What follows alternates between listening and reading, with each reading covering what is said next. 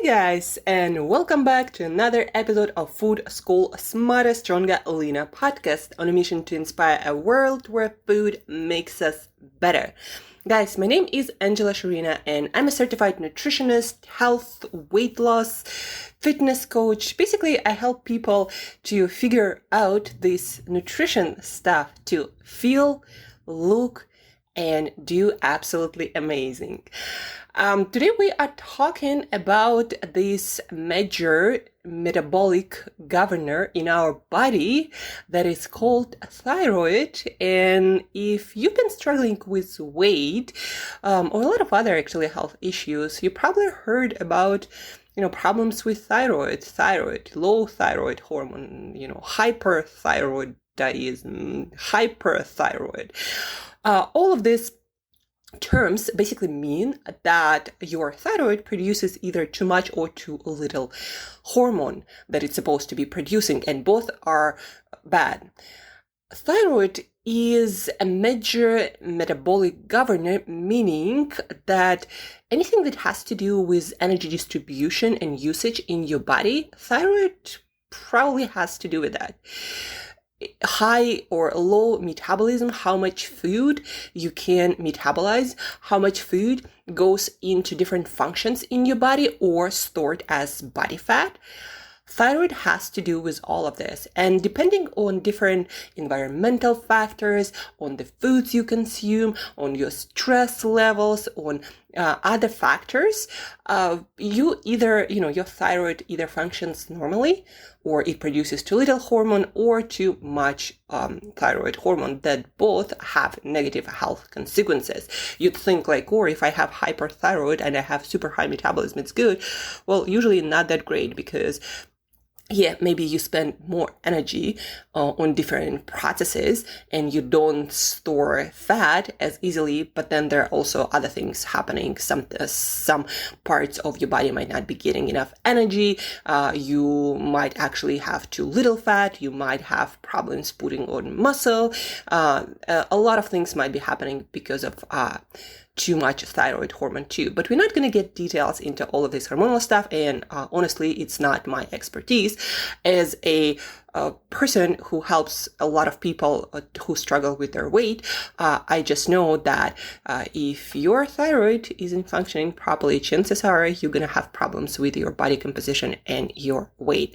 And I, as a nutritionist, as a nutrition coach, help people to give your thyroid what it needs to be fed, to what it needs to thrive, those nutrients that are in our foods, and sometimes we supplement. Those nutrients that our thyroid absolutely needs every single day, or as consistently as possible, to function properly. Like literally, if you don't give these nutrients that you'll learn about shortly, if you don't give these nutrients to your thyroid, then you're going to have problems. And the more inconsistent you are with getting those nutrients from your diet or, with supplementation, the more problems you're going to have with your thyroid. As a kid, I actually had a hyperthyroid problem, and a pretty severe case. They even at that time considered surgery. So basically, when your thyroid doesn't get enough of those nutrients, it starts getting larger because you need to produce that thyroid hormone. And for some reason, your thyroid starts growing when you don't have enough of these nutrients that are needed to produce enough of thyroid hormones. And so my thyroid was enlarged, and luckily, there was a doctor who advised us to look into our diet and to eat enough of certain nutrients. And he advised us that and said, try it for a couple of months. And if nothing changes and it keeps growing, then we'll consider operation. For now, just eat this. And luckily, once I suffered through eating this specific thing that I'm going to tell you about in a moment, luckily all went to normal. But since then, I know, it's not a joke. If your thyroid doesn't get what it needs to be getting, then you're going to get problems. Today, I don't think they ever consider surgery. I think it's just so well known that diet and supplementation can fix that specific problem.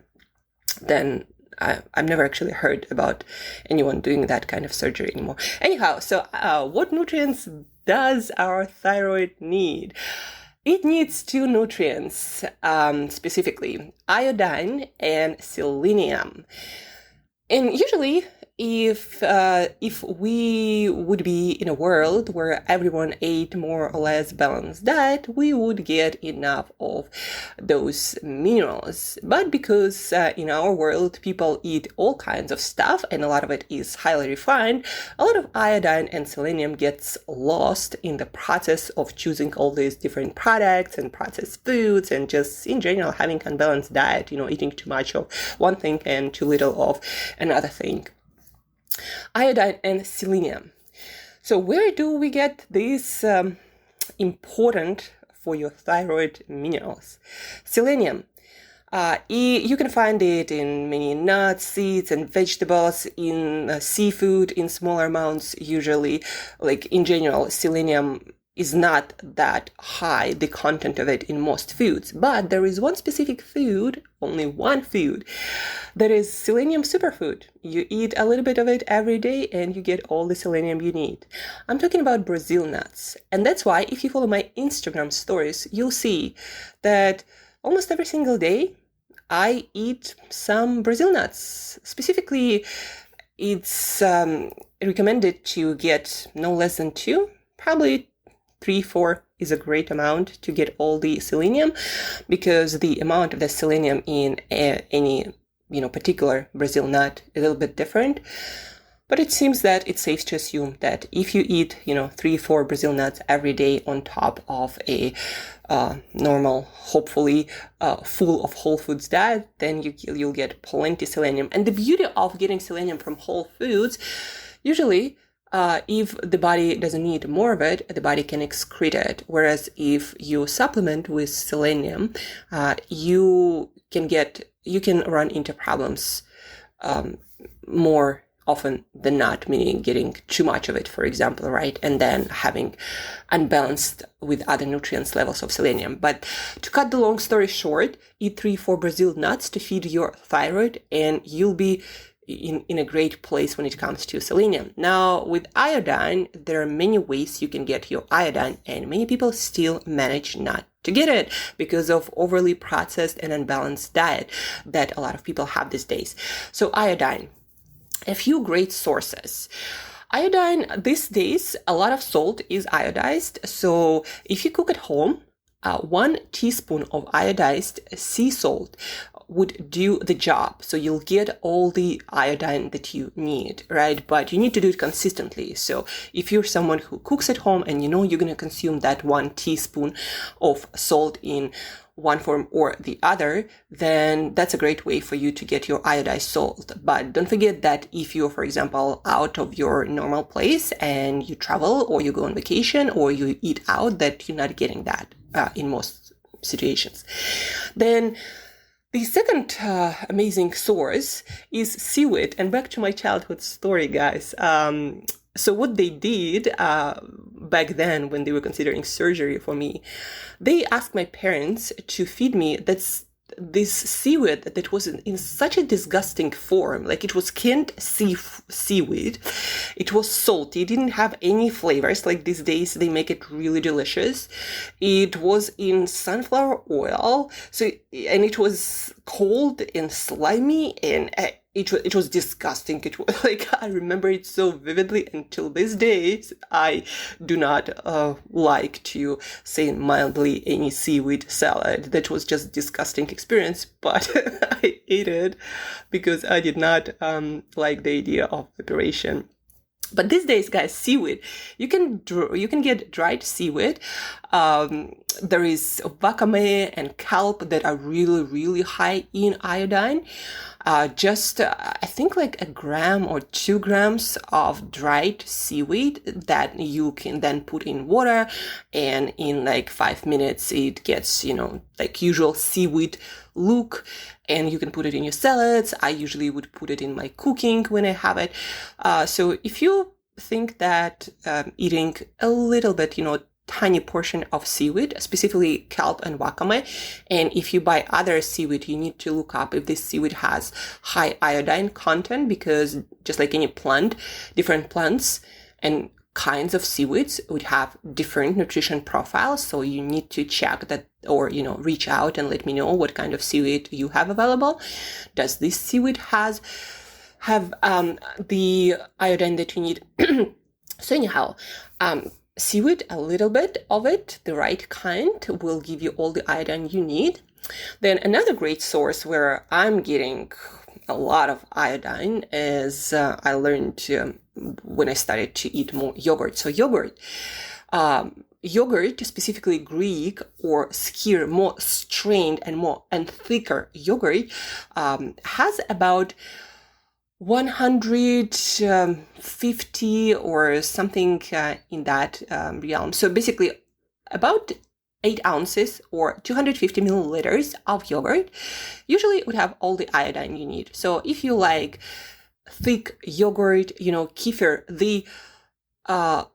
the less thick the dairy product is, like milk, for example, if you consume it, the less iodine it will have. So the thicker the yogurt, the more iodine you're going to get. So for Greek yogurt, for example, again, like 250 milliliters will give all the iodine you need.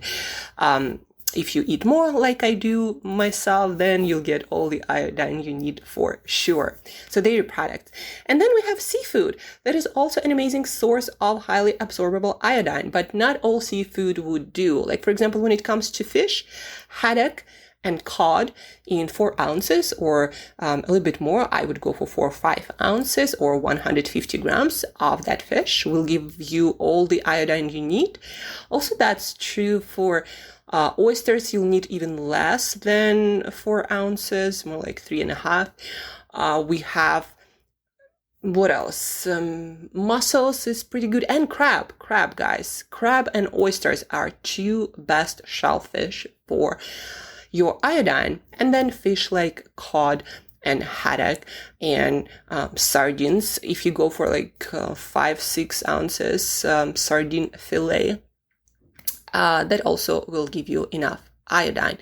Other fish, like for example tuna, you'll need to eat much more of that to get all the iodine you need. So if on any specific day you don't eat cod or oysters or haddock or yogurt 250 milliliters plus, then I'd recommend you to look into seaweed or iodized salt on this day, or to have on hand a mineral supplement that I also do have to get the iodine you need. For example, when you travel and you're really not sure what kind of nutrition you're going to get, that's also an option.